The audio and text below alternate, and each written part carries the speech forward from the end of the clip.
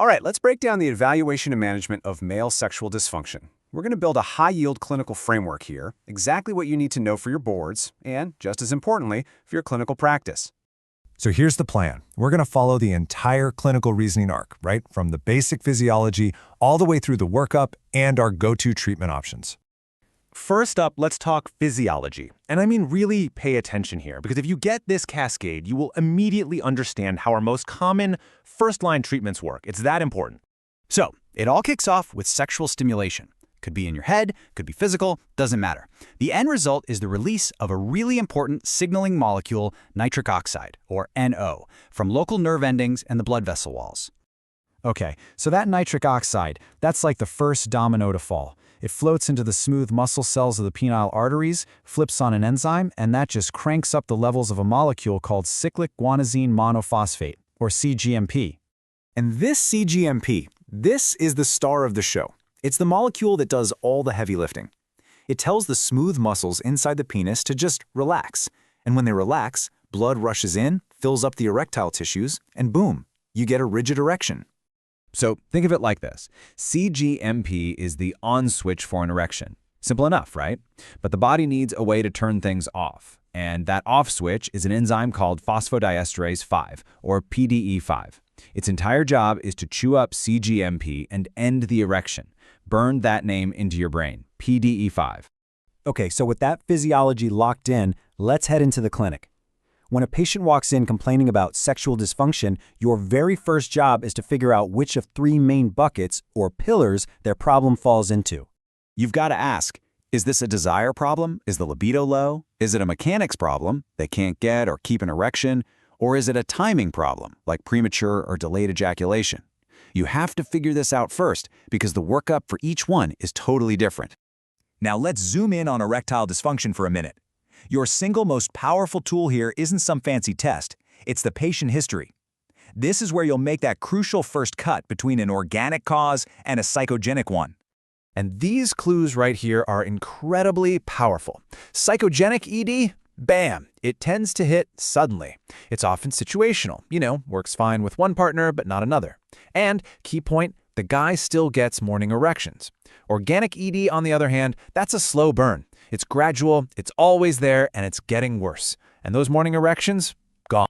And this slide really drives home the point that organic ED is almost never just a penis problem. It's a systemic problem. Look at the most common cause, vascular. We're talking hypertension, diabetes, heart disease. The tiny arteries in the penis are often the first to get clogged up, making ED the classic canary in the coal mine for a future heart attack or stroke. Okay, so the history gave you a pretty good idea of what's going on. Now what? How do we actually confirm it and screen for those nasty comorbidities we just talked about? Let's walk through the workup. First things first, and this is super high yield for your exams, get a morning total testosterone level. And the timing here is everything.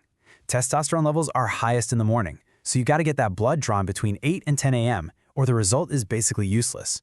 Now, if that first level comes back low, hold your horses. Don't just jump to treatment. The right next step is always to repeat it to make sure it's a real finding.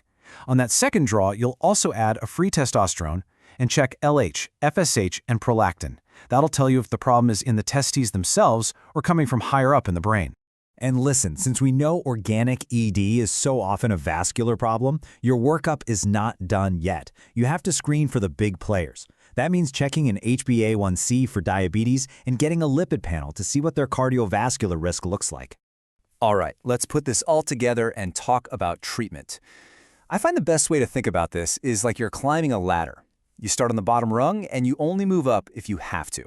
The first rung on that ladder, the foundation for every single patient, is lifestyle modification. We're talking about going after those cardiovascular risk factors: weight loss, exercise, quitting smoking. You'd be surprised how often just fixing the root cause can dramatically improve or even totally resolve the ED. Now for step 2, our first-line meds, PDE5 inhibitors. Things like sildenafil and tadalafil. And the cool thing is, you already know exactly how these work, right? They block that off-switch enzyme, PDE5, that keeps cGMP levels high, helping to create and sustain an erection when a guy is stimulated. Okay, everybody, stop and listen. This is the single most important safety warning you need to know. You can never, ever prescribe a PDE5 inhibitor to a patient who is taking nitrates in any form. Not for chest pain, not recreationally. Never. The combination can cause a catastrophic drop in blood pressure. It's an absolute contraindication. So what happens if the pills don't work, or the patient can't take them? Well, then we climb higher up the ladder. Second-line options include things like vacuum erection devices, or, a bit more invasively, injections directly into the penis. And if all that fails, the final step, the top of the ladder, is a surgical penile prosthesis. So, if we boil this whole thing down to a pocket script, here it is. First, categorize the problem. Is it libido, erection, or ejaculation? For ED, start with a morning testosterone. Your first-line treatment is going to be a PDE5 inhibitor, but you have to beware of nitrates. And I'm going to leave you with this final crucial thought to take with you into clinic. Remember that those tiny arteries in the penis are often the first place atherosclerosis shows up. The start of erectile dysfunction can predate a heart attack or stroke by years. That makes it more than just a quality of life issue. It's a vital flashing red light of a warning sign for systemic disease.